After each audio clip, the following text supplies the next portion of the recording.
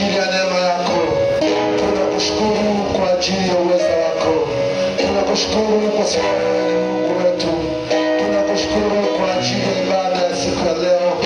Tunakushukuru kwa ajili ya maneno yako takatifu. Tunakushukuru kwa kuwa Bwana unatupenda.